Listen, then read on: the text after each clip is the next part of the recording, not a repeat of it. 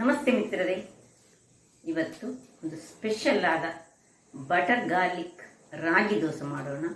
ಬಹಳ ಹೆಲ್ದಿಯಾದ ಈ ದೋಸೆ ಮಕ್ಕಳಿಗೆ ಹೇಳಿ ಮಾಡಿಸಿದಂತಹದ್ದು. ತುಂಬ ಚಾಕ್ಲೇಟ್ ಎಲ್ಲ ತಿನ್ನುವಂತಹ ಮಕ್ಕಳಿಗೆ ಈ ಗಾರ್ಲಿಕ್ ಯಾವಾಗಲೂ ಹೊಟ್ಟೆಗೆ ಹೋದರೆ ಬಹಳ ಉತ್ತಮ. ಮತ್ತು ಯಾರು ಗಾರ್ಲಿಕ್ ಬ್ರೆಡನ್ನು ಇಷ್ಟಪಡ್ತಾರೆ ಅಂಥವರಿಗಂತೂ ಬಹಳ ಸೂಪರ್ ಆದ ಒಂದು ದೋಸೆ ಅಂತ ಹೇಳ್ಬೋದು. ಹಾಗಾದರೆ ಈ ದೋಸೆಯನ್ನು ಹೇಗೆ ಮಾಡುವುದನ್ನು ನೋಡುವ ಮೊದಲು ಯಾರೆಲ್ಲ ನನ್ನ ಚಾನಲನ್ನು ನೋಡ್ತಿದ್ದೀರಿ, ಯಾರೆಲ್ಲ ಇನ್ನೂ ಸಬ್ಸ್ಕ್ರೈಬ್ ಮಾಡಿಲ್ಲ, ದಯವಿಟ್ಟು ಸಬ್ಸ್ಕ್ರೈಬ್ ಮಾಡಿ ಸಪೋರ್ಟ್ ಮಾಡಿ ಅಂತ ಹೇಳುತ್ತಾ ಬನ್ನಿ ಈ ಒಂದು ರುಚಿಕರವಾದ ಹಾಗೂ ಆರೋಗ್ಯದಾಯಕವಾದ ಬಟರ್ ಗಾರ್ಲಿಕ್ ರಾಗಿ ದೋಸೆ ಹೇಗೆ ಮಾಡುವುದು ಎಂದು ನೋಡೋಣ. ನಮಸ್ತೆ ಮಿತ್ರರೇ, ಇವತ್ತು ರಾಗಿಯ ಗಾರ್ಲಿಕ್ ದೋಸೆ ಮಾಡೋಣ. ನೋಡಿ, ಈ 1 ಲೋಟ ರಾಗಿ, ಈ ಲೋಟದಲ್ಲಿ 1 ಲೋಟದಷ್ಟು ರಾಗಿ, 1 ಲೋಟದಷ್ಟು ಅಕ್ಕಿ. ಇದನ್ನು ನಾನು ಒಂದು 4-5 ಗಂಟೆಗಳ ಕಾಲ ನೆನೆಯಲಿಕ್ಕೆ ಇಟ್ಟಿದ್ದೇನೆ. ನೆನೆದಿದೆ ಈಗ ಒಳ್ಳೆಯದಾಗಿ. ಈಗ ಗಾರ್ಲಿಕ್ ನೋಡಿ, ಸಿಪ್ಪೆ ತೆಗೆದಂತಹ ಗಾರ್ಲಿಕ್ ಇಲ್ಲಿ ಉಂಟು. ಇಲ್ಲಿ ಬೆಣ್ಣೆ ಉಂಟು. ಬೆಣ್ಣೆ ನೀವು ಹೆಚ್ಚು ಸಹ ತೆಗೆದುಕೊಳ್ಬೋದು, ಜನರಸ್ ಆಗಿ ನಿಮಗೆ ಎಷ್ಟು ಬೇಕಷ್ಟು ತೆಗೆದುಕೊಳ್ಬೋದು. ನಾನೊಂದು 25 ಗ್ರಾಮ್ನಷ್ಟು ತೆಗೆದುಕೊಂಡಿದ್ದೇನೆ. ನೀವು ಬೇಕಿದ್ರೆ 50 ಗ್ರಾಮ್ಸ್ ತೆಗೆದುಕೊಳ್ಬೋದು. ನಾವು ಇದನ್ನು ಚೆನ್ನಾಗಿ ಒಂದು 3 ಪಾಡ್ನಷ್ಟು ಬೆಳ್ಳುಳ್ಳಿಯನ್ನು ಚೆನ್ನಾಗಿ ಹೀಗೆ ಕುದಿಕೊಳ್ಳೋಣ. ಅಂದರೆ ಸಿಪ್ಪೆಲ್ಲ ತೆಗೆದುಕೊಳ್ಬೇಕು. ನೋಡಿ, ಸಿಪ್ಪೆ ಚೂರು ಇರಬಾರ್ದು. ಒಳ್ಳೆಯದು. ಹೀಗೆ ನೀವು ಪೌಡರ್ ಮಾಡಿಕೊಳ್ಬೇಕು. ಇದನ್ನು ಪೌಡರ್ ಹೇಳಿದರೆ ಕ್ರಷ್ ಮಾಡಿಕೊಳ್ಬೇಕು ಒಳ್ಳೆಯದಾಗಿ. ಇನ್ನು ಇದನ್ನು ನೋಡಿ, ನಾನೊಂದು ಸಣ್ಣ 4 ಪಾಡ್ನಷ್ಟು ತೆಗೆದುಕೊಂಡಿದ್ದೇನೆ, ಎಳೆಯಷ್ಟು. ಈಗ ಇದನ್ನು ಅದಕ್ಕೆ ಸೇರಿಸಿಕೊಂಡು ಒಳ್ಳೆ ಮಿಕ್ಸ್ ಮಾಡ್ಕೊಳ್ಳೋಣ.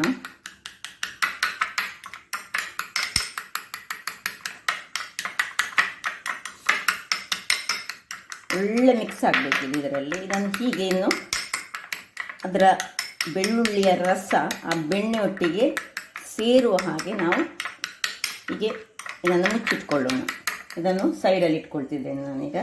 ಈಗ ನೋಡಿ, ಇದು ಮಿಕ್ಸಿಯಲ್ಲಿ ಈಗ ಹಾಕಲಿಕ್ಕುಂಟು. ಅದರೊಟ್ಟಿಗೆ ತೆಂಗಿನ ತುರಿ, 1 ಲೋಟಗಳಷ್ಟು ತೆಂಗಿನ ತುರಿ, 1 ಲೋಟದಷ್ಟು ಅಕ್ಕಿ, 1 ಲೋಟದಷ್ಟು ನಾವು ರಾಗಿ ತೆಗೆದುಕೊಂಡಿದ್ದೇವೆ. ಅದಕ್ಕೆ ಒಂದು ಸೂಟ್ ಆಗುವಂತಹ ಚಟ್ನಿ ಏನು ಹೇಳಿದರೆ, ಸ್ವಲ್ಪ ತೆಂಗಿನ ತುರಿ, ಒಂದು 10 ಕಾಳುಗಳಷ್ಟು ಪುಟಾಣಿ, 2 ಕಾಯಿಮೆಣಸು, ಸ್ವಲ್ಪ ಕೊತ್ತಂಬರಿ ಸೊಪ್ಪು ಮತ್ತು ಖಾಲಿ ಹುಳಿ. ಸಿಂಪಲ್ ಒಂದು ಅದಕ್ಕೆ ಚಟ್ನಿ. ಭಾರಿ ಒಳ್ಳೆಯದಾಗ್ತದೆ. ಗಾರ್ಲಿಕ್ ಬ್ರೆಡ್ಡನ್ನು ನೀವು ತಿಂದಿರುವಿರಿ, ಅದೇ ರೀತಿಯಾಗಿ ನಾವೀಗ ಗಾರ್ಲಿಕ್ ನೀರು ದೋಸೆಯನ್ನು ಮಾಡ್ತಿದ್ದೇವೆ, ರಾಗಿಯ ದೋಸೆ. ಈಗ ಒಂದು ಮಿಕ್ಸಿಯಲ್ಲಿ ತೆಗೆದುಕೊಂಡು ಇದನ್ನು ನಾವು ಹಾಕ್ಕೊಳ್ಳೋಣ.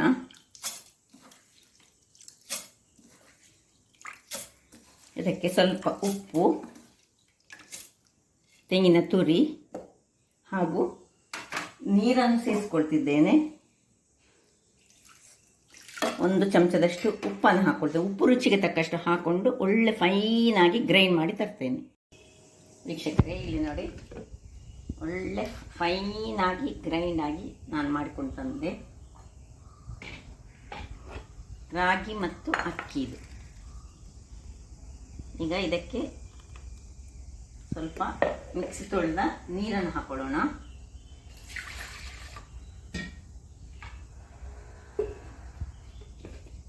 ಹಾಕ್ಕೊಂಡು ನೀರು ದೋಸೆಯ ಹದಕ್ಕೆ ನಾವು ಇದನ್ನು ಮಾಡಿಕೊಳ್ಬೇಕು.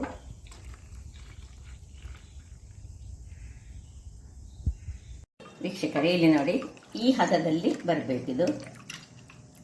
ಈಗ ನಾವು ಒಂದು ಗ್ಯಾಸ್ನಲ್ಲಿ ಕಾವಲಿಯನ್ನು ರೆಡಿ ಮಾಡಿಕೊಳ್ಳೋಣ.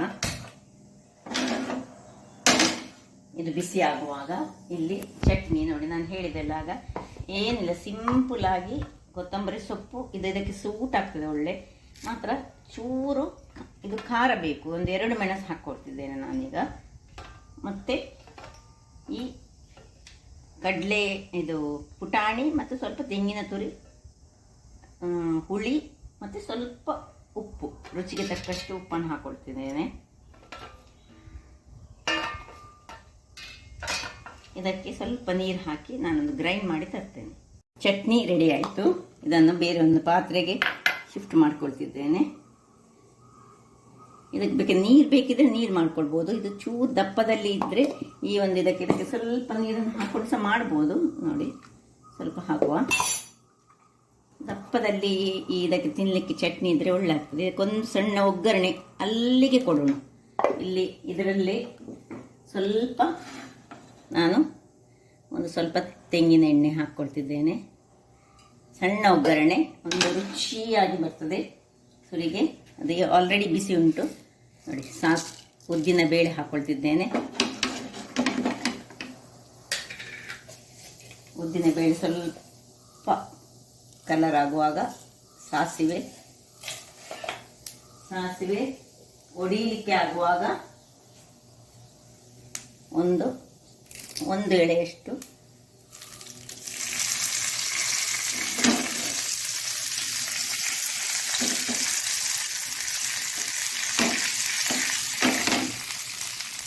ಆಯಿತು. ಇದಕ್ಕೆ ಶಿಫ್ಟ್ ಮಾಡುವುದು. ಸ್ವಲ್ಪ ಸಣ್ಣದಾಯಿತು. ಇದನ್ನೀಗ ಇದಕ್ಕೆ ಶಿಫ್ಟ್ ಮಾಡ್ತಿದ್ದೇನೆ ನಾನು. ನೋಡಿ,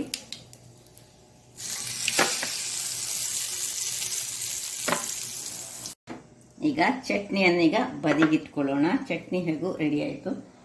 ಈಗ ಇಲ್ಲಿ ನಮ್ಮ ಹಿಟ್ಟು ರೆಡಿ ಉಂಟು. ಹಿಟ್ಟಿಗೆ ನಾವೇನು ಮಾಡಿ ಹೇಳಿದರೆ, ಇಲ್ಲಿ ನೀವು ಬೇಕಿದ್ದರೆ ನಿಮಗೆ ಈ ಒಂದು ಬೆಣ್ಣೆ ಮತ್ತು ಬೆಳ್ಳುಳ್ಳಿಯ ಪೇಸ್ಟಿಗೆ ಒಂದು ಸ್ವಲ್ಪ ಈ ಕಾಯಿ ಮೆಣಸಿನ ಪೇಸ್ಟನ್ನು ಸಹ ಹಾಕ್ಕೊಳ್ಬೋದು. ಖಾರ ಇಷ್ಟಪಡುವವರು ಅದು ಹಾಕಿದರೆ ಬಹಳ ಒಳ್ಳೆಯದಾಗಿ ಬರ್ತದೆ. ನಮ್ಮಲ್ಲಿ ಖಾರ ಬೇಡ ಹೇಳ್ತಾರೆ, ಆದ್ದರಿಂದಾಗಿ ನಾನೀಗ ಅದಕ್ಕೆ ಮೆಣಸಿನ ಪೇಸ್ಟನ್ನು ಹಾಕೋದಿಲ್ಲ. ಮೆಣಸಿನ ಪೇಸ್ಟ್ ಬೇಕಿದ್ರೆ ಮೆಣಸಿನ ಪೇಸ್ಟನ್ನು ಹಾಕ್ಕೊಳ್ಬೋದು. ಈಗ ಇದನ್ನು ಸುಲಿಗೆ ನೋಡಿ, ಸ್ವಲ್ಪ ಹೀಗೆ ಇದರಲ್ಲಿ ಸವರಿಕೊಳ್ಳೋದು. ಹೆಚ್ಚು ಸವರಲಿಕ್ಕಿಲ್ಲ ನೋಡಿ. ಇದು ಪರಿಮಳ ನೋಡಿ ಬೇರೆ ಬರ್ತದೆ. ಹಾಗಾಗುವಾಗ ಈ ಗಾರ್ಲಿಕ್ ಮತ್ತು ಬೆಣ್ಣೆ ಸೇರಿದರೆ ಅದು ಬಹಳ ಚೆನ್ನಾದ ಪರಿಮಳ. ಗಾರ್ಲಿಕ್ ಬ್ರೆಡ್ ಹೇಗೆ ಬರ್ತದೆ ನೋಡಿ.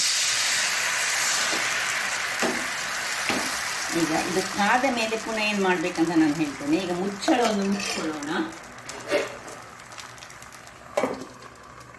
ವೀಕ್ಷಕರೇ, ಒಂದು 2 ನಿಮಿಷದ ಬಳಿಕ ಇಲ್ಲಿ ನೋಡಿ ಇಷ್ಟು ಕಾಯುವಾಗ ಪುನಃ ಈ ನಮ್ಮದು ಇದನ್ನು ಸ್ವಲ್ಪ ಎಷ್ಟು ಬೇಕಷ್ಟು ನೀವು ಜನರಸ್ಸಾಗಿ ಸಹ ಮಾಡ್ಬೋದು. ಹೀಗೆ ಸ್ವಲ್ಪ ಹಾಕಿ ಈ ಗಾರ್ಲಿಕ್ ಬ್ರೆಡ್ಡಿನ ಹಾಗೆ ಆಗ್ತದೆ, ಬಟ್ ಟೇಸ್ಟ್ ನಮ್ಮದು ನೀರು ದೋಸೆಯ ಟೇಸ್ಟ್. ಇದನ್ನೀಗ ಹೀಗೆ ಮುಚ್ಚಿಕೊಳ್ಬೇಕು. ಒಂದು ಸ್ವಲ್ಪ ಹೊತ್ತು ಹೀಗೆ ಇಟ್ಕೊಳ್ಬೇಕು. ಅಂದರೆ ಅದರ ಬೆಣ್ಣೆ ಮತ್ತು ಗಾರ್ಲಿಕ್ ಇದರಲ್ಲಿ ಸ್ಪ್ರೆಡ್ ಹಾಕ್ಕೊಳ್ಬೇಕು. ಆಮೇಲೆ ಪುನಃ ಹೀಗೆ ಮಾಡಿಕೊಳ್ಳೋದು. ಆಯಿತು. ಒಂದು 2 ನಿಮಿಷ ಹೀಗೆ ಇಟ್ಟು ಒಮ್ಮೆ ಇದನ್ನು ಹೀಗೆ ಮಾಡಿಕೊಳ್ಳೋಣ.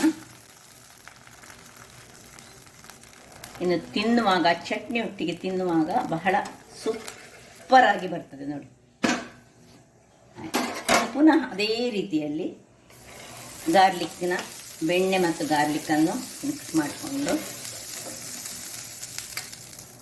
ಸ್ವಲ್ಪ ಹೆಚ್ಚು ಸಹ ಹಾಕ್ಕೊಳ್ಬೋದು. ನಿಮಗೆ ಬೇಕಿದಷ್ಟು. ಕೆಲವರು ಸ್ವಲ್ಪ ಹಾಕ್ಕೊಳ್ತಾರೆ, ಕೆಲವರು ತುಂಬ ಹಾಕ್ಕೊಳ್ತಾರೆ ನೋಡಿ. ರಾಗಿ ಮತ್ತು ಇದು ಬಹಳ ಚೆನ್ನಾದ ಕಾಂಬಿನೇಷನ್ಸ್ ಆಗ್ತದೆ.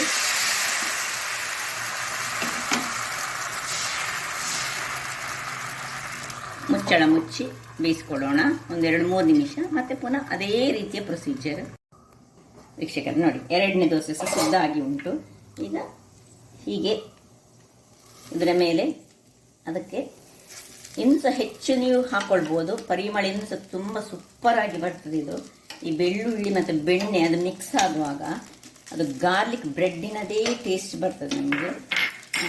ಆದರೆ ಬ್ರೆಡ್ ಅಲ್ಲ, ಇದು ಆರೋಗ್ಯಕ್ಕೆ ಉತ್ತಮವಾದುದು. ಅದರಿಂದಾಗಿ ಗಾರ್ಲಿಕ್ ಬ್ರೆಡ್ ಇಷ್ಟಪಡುವವರು ಇದನ್ನು ನೀವು ಹೀಗೆ ಮಾಡಿ ತಿಂದರೆ ನೋಡಿ, ಹೀಗೆ ಸ್ವಲ್ಪ ಹೊತ್ತು ಇಟ್ಕೊಳ್ಬೇಕು. ಇದು ಒಳ್ಳೆ ಅದರಲ್ಲಿ ಎಳೆದುಕೊಳ್ಬೇಕು ಅದರದ್ದು ಫ್ಲೇವರನ್ನು. ಆಮೇಲೆ ಒಂದು 2 ನಿಮಿಷದ ಬಳಿಕ ಹೀಗೆ ಫೋಲ್ಡ್ ಮಾಡಿ ಇದನ್ನು ಅಡಿ ಮೇಲೆ ಹೀಗೆ ಮಾಡಿಕೊಳ್ಬೇಕು. 1 ನಿಮಿಷ ಹೀಗೆ ಇಟ್ಕೊಳ್ಳೋದು, ಹೀಗೆ ತೆಗೆದುಕೊಳ್ಳೋದು. ವೀಕ್ಷಕರೇ, ಇಲ್ಲಿ ನೋಡಿ 2 ದೋಸೆ ರೆಡಿಯಾಗಿದೆ. 3ನೇ ದೋಸೆ ಇಲ್ಲಿ ಆಗ್ತಾ ಉಂಟು. ಹೀಗೆ ನಾನು ಉಳಿದ ದೋಸೆ ಮಾಡ್ತೇನೆ. ಅದಕ್ಕೆ ಈ ಚಟ್ನಿಯ ಕಾಂಬಿನೇಷನ್ ಬಹಳ ಸೂಪರ್ ಆಗಿ ಬರ್ತದೆ. ಒಮ್ಮೆ ಟ್ರೈ ಮಾಡಿ ನೋಡಿ. ಒಮ್ಮೆ ಮಾಡಿದರೆ ಪುನಃ ಪುನಃ ಮಾಡಬೇಕಂತ ಅನಿಸ್ತದೆ. ಯಾರು ಗಾರ್ಲಿಕ್ ಬ್ರೆಡ್ಡನ್ನು ಇಷ್ಟಪಡ್ತೀರಿ ಅಂಥವರಿಗೆ ಇದೊಂದು ಬೆಸ್ಟ್ ದೋಸೆ ಅಂತ ನಾನು ಹೇಳ್ಬೋದು. ಆರೋಗ್ಯಕ್ಕೂ ಉತ್ತಮ. ಬ್ರೆಡ್ ಆ್ಯಕ್ಚುಲಿ ಒಳ್ಳೆಯದಲ್ಲ ಅಂತ ಹೇಳ್ತಾರೆ, ಆದರೆ ಒಮ್ಮೊಮ್ಮೆ ತಿನ್ಬೋದು. ಅದು ನಾನು ಹೇಳೋದಿಲ್ಲ ತಿನ್ನಬಾರ್ದು ಅಂತ. ಬಟ್ ಈ ಒಂದು ಗಾರ್ಲಿಕ್ ನೀರು ದೋಸೆ, ಅದು ಸಹ ರಾಗಿಯಿಂದ ಮಾಡಿದಂತಹದ್ದು, ಬಹಳ ಸೂಪರ್ ಆಗಿ ಬರ್ತದೆ. ಹಾಗಾದರೆ ನನ್ನ ಈ ಕುಕಿಂಗ್ ಚಾನಲ್ ನಿಮಗೆ ಇಷ್ಟ ಆದರೆ ಬೋಳೂರು ಸುವರ್ಣ ಚಾನಲನ್ನು ಲೈಕ್ ಮಾಡಿ, ಶೇರ್ ಮಾಡಿ ಹಾಗೂ ಸಬ್ಸ್ಕ್ರೈಬ್ ಮಾಡಿ ಹಾಗೂ ನನ್ನ ಇನ್ಸ್ಟಾಗ್ರಾಮ್ ಪೇಜನ್ನು ಫಾಲೋ ಮಾಡಿ. ಧನ್ಯವಾದಗಳು.